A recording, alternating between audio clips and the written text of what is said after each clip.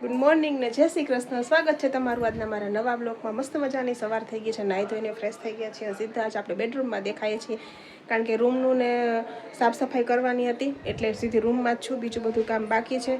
તમને જેમ કીધું હતું એમ કે મારે હજી રૂમ ને હોલ થઈ ગયો તો રૂમ બાકી હતો સાફ કરવાનો. તો આજે રૂમનું જો કામકાજ કાઢ્યું છે આપણે, તો એ સાફ કરી નાખીએ રૂમ આપણે. તો તમે જોડાયેલા રહેજો.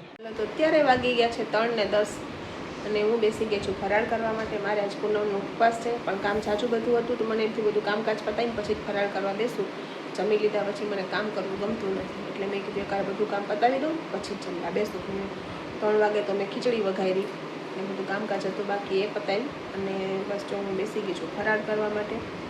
ચાલો, તો અત્યારે વાગી ગયા છે 6:20 અને અમે લોકો ઉઠી ગયા, ફ્રેશ થયા અને ચા પાણી પીવા બેસી ગયા સાંજના. તો જો આયુષીબેને તો ચા પી પણ લીધી, હિરેને પણ ચા પી લીધી. હું એક જ બાકી છું પીવામાં, તો લઈ લે માસે હજી ચા. કઈ હારી બેન? સરસ. ચાલો, તો રુદ્રભાઈ જો સ્કૂલેથી આવી અને ચોપડા બતાવ્યા મને. એના બીજા સત્રના પણ ચોપડા આવી ગયા છે. દિવાળી પછી જે સત્ર શરૂ થશે એના 5 એ બુક્સ આવી, મેં જોઈ, બતાવી, થોડીક વાર ફોનમાં જોઈ, પણ નીચે વયો ગયો રમવા. હવે જોઈએ હમણાં આવશે એટલે મારે જમવા જવાનું છે ને. સુમીબેનના ઘરેનો ફોન આવ્યો તો બપોરે. એને હમણાં બોલાવી લેજે. સરસ. ચાલો તો હવે આપણે ચા પાણી પી લઈએ. ચા પાણી પી પછી રોટલીની તૈયારી કરીએ. તો મળીએ પછી. ચલો, તો આજે શરદ પૂનમના નિમિત્તે મને ઈચ્છા થઈ છે ખીરપુરી બટાકાનું શાક ખાવાની. શાક તો 2-3 છે, ડુંગળીનું છે, ચણા દૂધીની શાકનું છે, 2-3 શાક છે, પણ મને ઈચ્છા થઈ છે બટાકાનું શાક, ખીર ને પૂરી ખાવાની. તો જો પૂરી મેં અડધી વણી નાખી છે અને આમાં બટેકા ને ભાત મૂકી દીધા છે બાફવા, અને પૂરીનું તેલ ગરમ કરવા મૂકી દીધું છે આપણે. તો હમણાં બટેકા છોડીને શાક કરી નાખું, એક બાજુ ખીર કરી નાખું ને પૂરી તળી નાખું. હિરેના ત્યાં સુધીમાં ખીર પૂરી બટાકાનું શાક રેડી. કારણ કે મને ઈચ્છા થઈ છે ખાવાની, કાંઈ એવું ખાઈએ, રોજ તો ખાઈએ જ છીએ દાળ ભાત શાક રોટલી. અને છોકરાઓને તો જમવાનું હતું મારી ફ્રેન્ડના ઘરે, તો એ લોકો ત્યાં જમવા ગયા હતા. જમીન જો આવ્યા અને રુદ્રને ડેડી જોડે ગયો ટિફિન આપવા, અને આયુષીબેન ઘરે આવીને કામ પતાવ્યું મારું. અને બસ જો હવે હું થોડી વણી નાખું પૂરી અને તળી નાખું, પછી ટિફિન આપવા જવાના નીચે જઈને પછી આવું. બરાબર ને?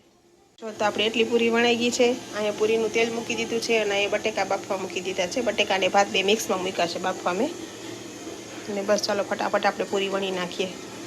ચલો, તો આપણા ભાત અને બટેકા પણ બફાઈ ગયા છે. બટેકાનું શાક કરી નાખીએ અને ભાત છે એની ખીર કરી નાખીએ. બરાબર ને?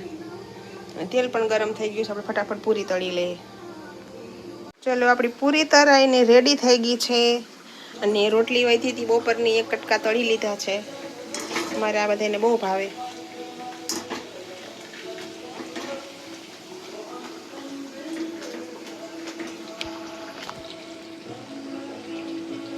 ચલો, તો અત્યારે વાગી ગયા છે 9:30 અને અમે લોકો બેસી ગયા છીએ જમવા માટે સાંજનું.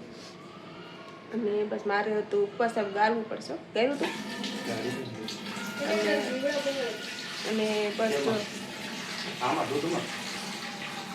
અને બસ જો મારે હતો ઉપવાસ પૂનમનો. તો આજે તો મેં ખોલ્યું હતું.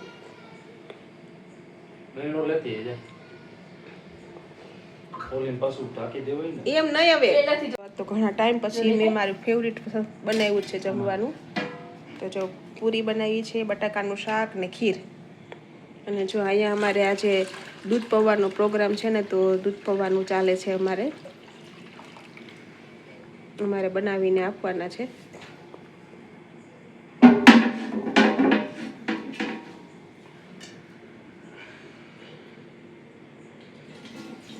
કેટલા લીટર દૂધ છે સાહેબ? 20 લીટર દૂધ, 7 કિલો ખાંડ અને પૌવા 3 કિલો પૌવા. એના અમારે બનાવવાના છે દૂધ પૌવા. તો જો તપેલું મૂકી દીધું છે દૂધ ગરમ કરવા માટે. અને બસ જો હવે હિરેન આવે એટલે જમી લઈએ આપણે. થાળીમાં તૈયાર કરી રાખી છે. સરસ. ચાલો, તો જમી લઈએ આપણે. હાલો રમો, હાલો ચાલુ જ છે રમો.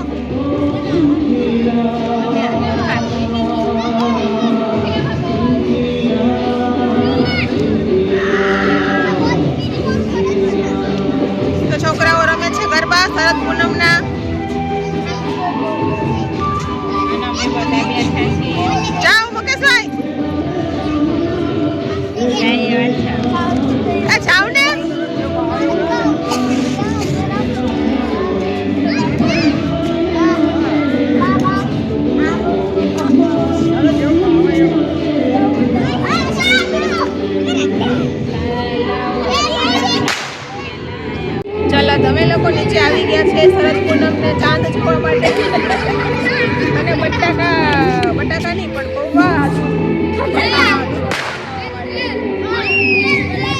અને આપણે કેટલા ટાઈમ પર ઘણા દિવસ થઈ ગયા દશેરા પછી તો મળ્યા જ નથી દશેરા પછી તો મળ્યા જ નથી આપણે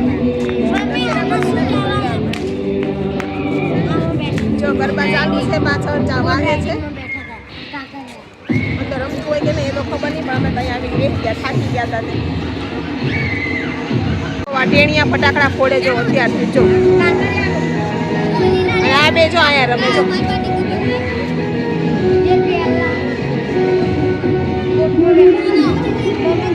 આ છોકરાઓ ફટાકડા ફોડે છે બધા એની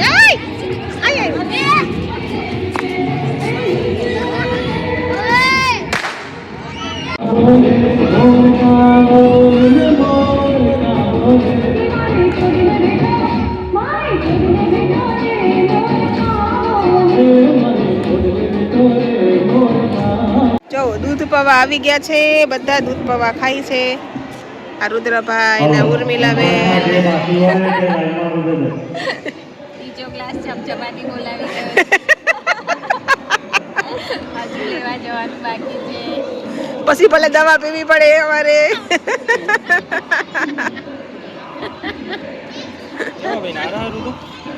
હજી ખાઈ લેજો પૌવા તો હારા બસ દવા પી લેજો શરદી ની